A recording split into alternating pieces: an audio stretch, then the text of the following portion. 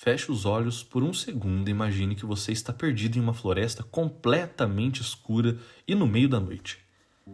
A única coisa que te protege nessa imensidão do desconhecido é uma pequena fogueira no chão. Você mesmo a acendeu. O fogo te aquece e ilumina um raio de poucos metros ao seu redor. Mas, rapidamente você percebe que tudo além disso é um breu absoluto. O que você faria? Você olharia fixamente para as chamas por todo o tempo ou passaria a noite esquadrinhando a escuridão com os olhos, tentando decifrar se aquele barulho na mata é vento ou mais alguém ali, sentado à beira de alguma outra fogueira distante. A humanidade tem feito exatamente isso há milhares de anos. A Terra é a nossa pequena fogueira e o espaço profundo é a noite infinita que nos cerca.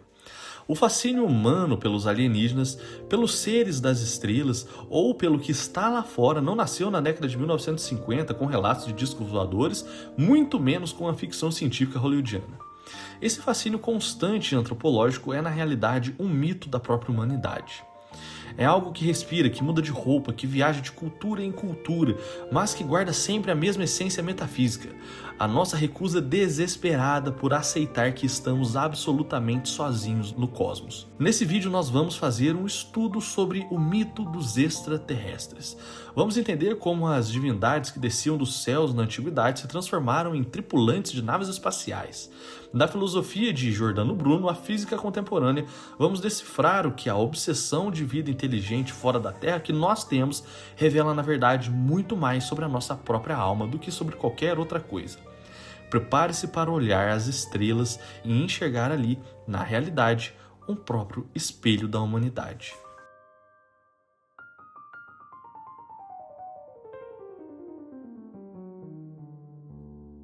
Para os nossos ancestrais, o céu não era um vácuo físico cheio de gases e rochas mortas. O céu era, na verdade, um lugar vivo. Era o próprio palco do sagrado.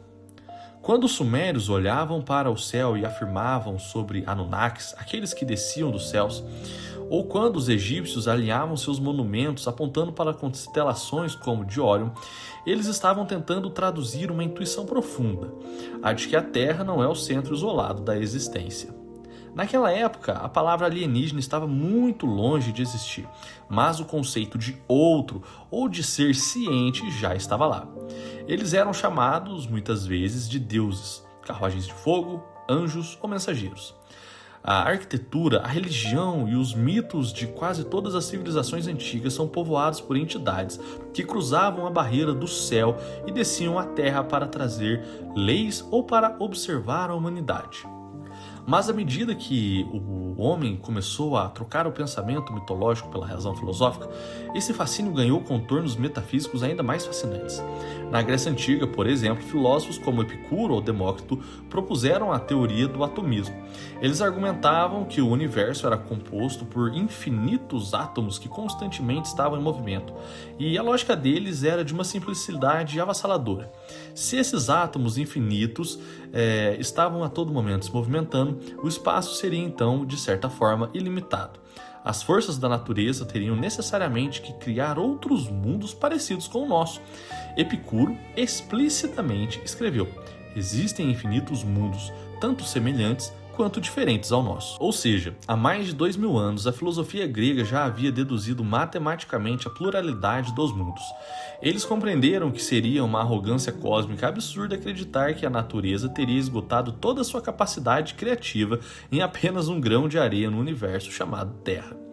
Por séculos, essa ideia de que o céu guardava outras coisas foi abafada pelo dogmatismo medieval, que trancou a humanidade em uma caixinha geocêntrica onde nós éramos o centro exclusivo da criação divina.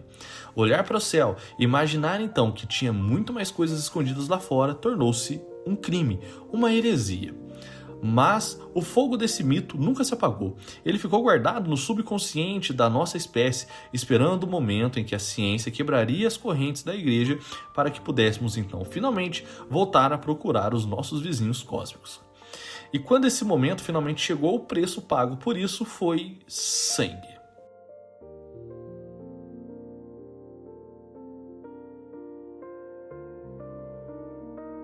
No ano de 1600, no centro de Roma, um homem foi amarrado em uma estaca e incendiado pela Inquisição. O seu nome era Giordano Bruno. O crime mais brutal que esse filósofo dominicano havia cometido não foi somente político.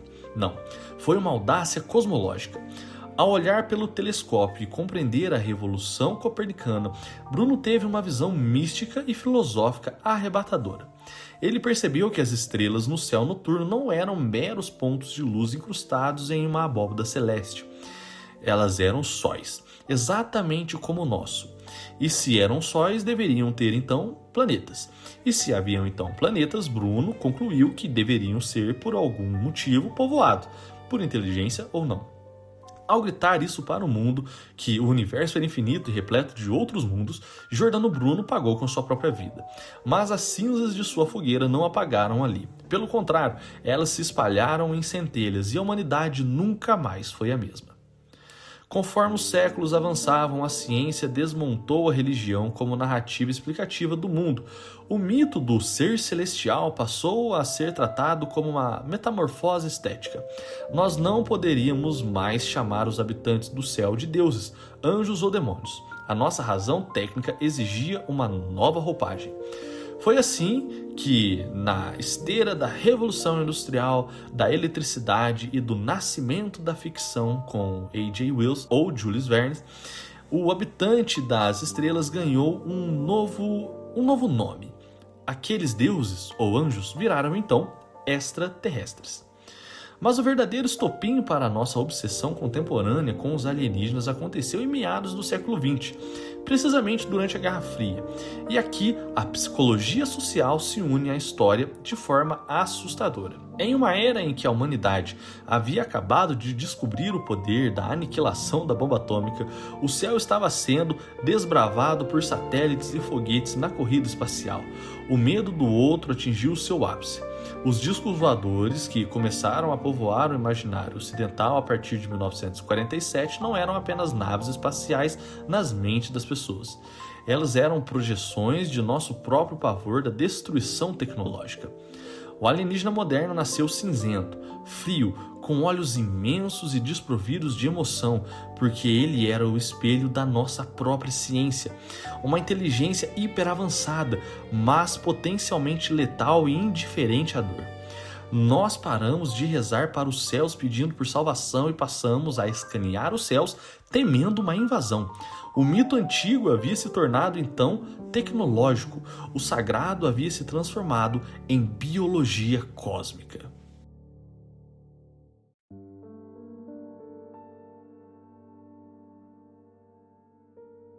A verdade está lá fora. Essa frase, que se tornou um mantra da cultura pop no final do século XX, carrega uma urgência quase que religiosa. Mas a grande questão que a filosofia nos faz hoje, e também a história em pleno século XXI, é: que verdade é essa que nós estamos procurando tão desesperadamente entre as estrelas? A ciência avançou gigantescamente. Nós construímos telescópios capazes de enxergar o início dos tempos e descobrimos milhares de exoplanetas em zonas habitáveis. E, no entanto, quanto mais olhamos para o abismo do espaço, mais nos deparamos com o que o físico Enrico Fermi chamou de o paradoxo de Fermi. Se o universo é tão antigo e existem bilhões de planetas, onde está todo mundo?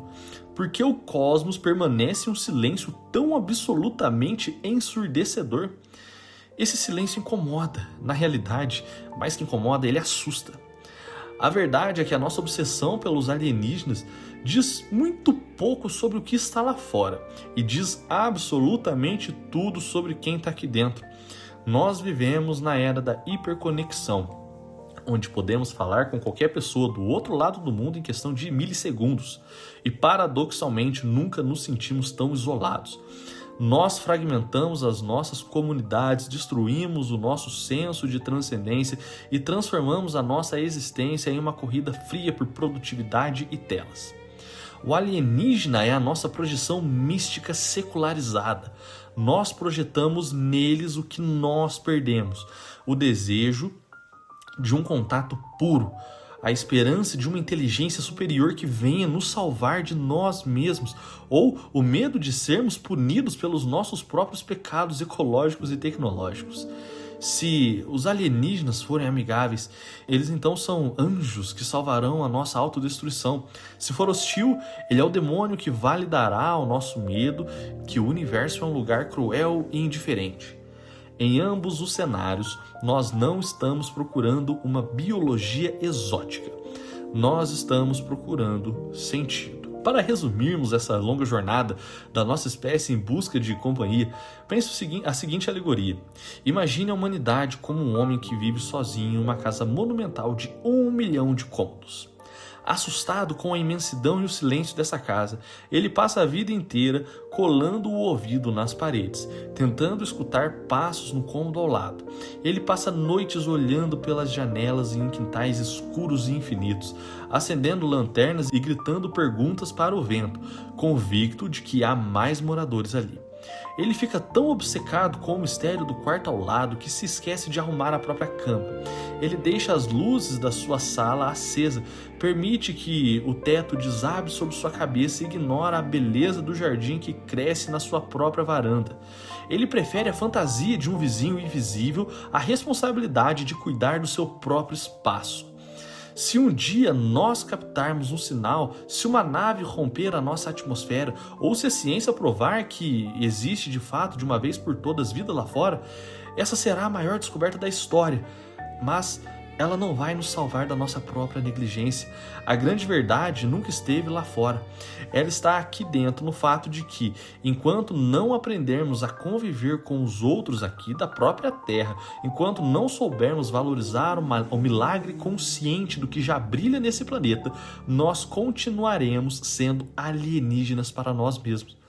Talvez o universo seja um imenso deserto de espelhos, e quando nós finalmente encontrarmos outro nas estrelas, nós só descobriremos que existe uma coisa, que passamos milênios procurando no céu aquilo que sempre esteve guardado no fundo do nosso próprio peito.